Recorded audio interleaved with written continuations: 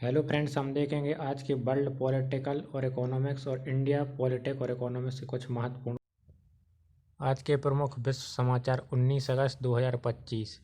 Question first, white house में कौन कौन से नेताओं की बैठकों का आयोजन हुआ और इसका उद्देश्य क्या था। 18 अगस्त को व्हाइट हाउस में यूक्रेन के राष्ट्रपति व्लादिमीर जेलेंस्की और पूर्व अमेरिकी राष्ट्रपति डोनाल्ड ट्रंप और कई यूरोपीय नेताओं की एक ऐतिहासिक बैठक हुई। इसमें यूक्रेन के लिए मजबूत सुरक्षा गारंटी नाटो की तरह पर चर्चा की गई और वार्ता के बहाने से रूस यूक्रेन युद्ध को समाप्त करने का प्रयास हुआ। क्वेश्चन दूसरा, भारतीय विदेश मंत्री आज किस देश की यात्रा पर गए और क्यों। भारत के विदेश मंत्री एस जयशंकर 19 से 21 अगस्त के दौरान रूस की 3 दिवसीय यात्रा पर हैं। इस दौरान उच्च स्तरीय द्विपक्षीय वार्ताओं के लिए, खासकर उस समय जब अमेरिका के साथ भारत के संबंध तनावपूर्ण हैं। 19 अगस्त 2025 का वैश्विक आर्थिक परिदृश्य। अमेरिकी संभावित स्टैगफ्लेशन के डर का वैश्विक बाजारों पर क्या प्रभाव है। अमेरिका में स्टैगफ्लेशन यानी धीमी वृद्धि के साथ ऊंची महंगाई की आशंका 70% निवेशकों के बीच व्याप्त है। इस स्थिति में वैश्विक स्टॉक और बॉन्ड मार्केट पर दबाव हो सकता है। कुछ निवेशक इस संकट से बचने के लिए गोल्ड और अन्य मुद्रास्फीति संबंधित सुरक्षा उपकरणों की ओर झुकाव रख सकते हैं। क्वेश्चन 4, IMF वैश्विक आर्थिक वृद्धि के अनुमान में क्या बदलाव किया है।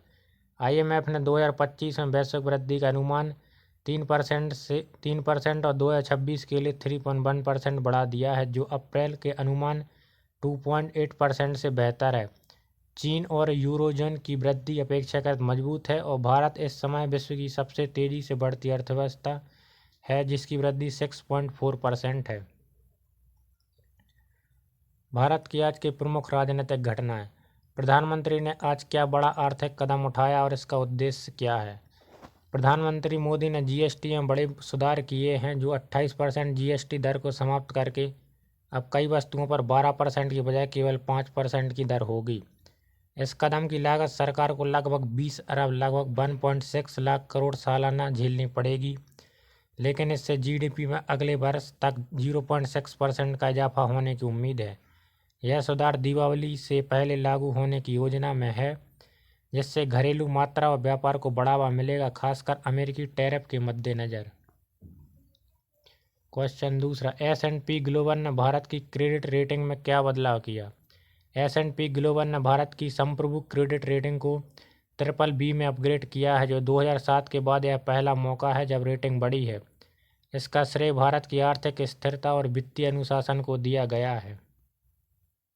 क्वेश्चन थर्ड, विपक्ष ने उपराष्ट्रपति पद के लिए किसका नाम प्रस्तावित किया और क्यों। विपक्षी इंडिया ब्लॉक ने CP राधाकृष्णन को उपराष्ट्रपति पद का वरिष्ठ और गैर राजनीतिक उम्मीदवार के रूप में चुनने की तैयारी की है। उनका नाम साझा उम्मीदवार के रूप में उभर रहा है। विरोधी दल इसे वैचारिक लड़ाई मानते हैं और इसे कानूनी और संवैधानिक मूल्य की लड़ाई कह रहे हैं। क्वेश्चन 5, भारतीय अर्थव्यवस्था पर अमेरिकी टैरिफ का क्या प्रभाव पड़ सकता है। US द्वारा लगाए गए 50% टैरिफ से भारतीय निर्यात, विशेषकर कपड़ा और आभूषण पर दबाव पड़ने की संभावना है। बैंकिंग क्षेत्र में भी मंदी का असर दिख सकता है। फिर भी केंद्रीय बैंक की तरफ से GDP अनुमान 6.4% बनाए रखने से आर्थिक स्थिरता का संकेत मिलता है। क्वेश्चन 6, भारत चीन संबंधों में क्या सकारात्मक बदलाव आ रहे हैं। विदेश मंत्री एस जयशंकर ने चीन के विदेश मंत्री वांग यी से मुलाकात की, जहां सीमा पर शांति बनाए रखने की जरूरत पर जोर दिया। यह संकेत है कि दोनों देशों के बीच संबंधों में सुधार की पहल की जा रही है, जैसे सैनिक टकराव, वीजा और व्यापार संबंधित राहत आदि। हालांकि सीमा विवाद अभी भी मंथन गति से समाधान की दिशा में है।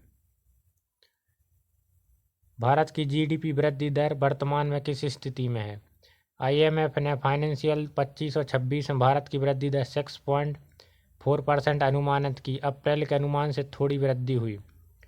OECD की रिपोर्ट बताती है कि भारत की वास्तविक GDP वृद्धि फाइनेंशियल 2025 और 26 में 6.3 और फाइनेंशियल ईयर 2026 और 27 में 6.4 रहने की संभावना है।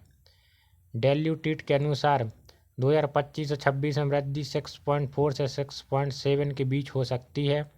जो भारत को वैश्विक अनिश्चितता के बावजूद आगे रखती है।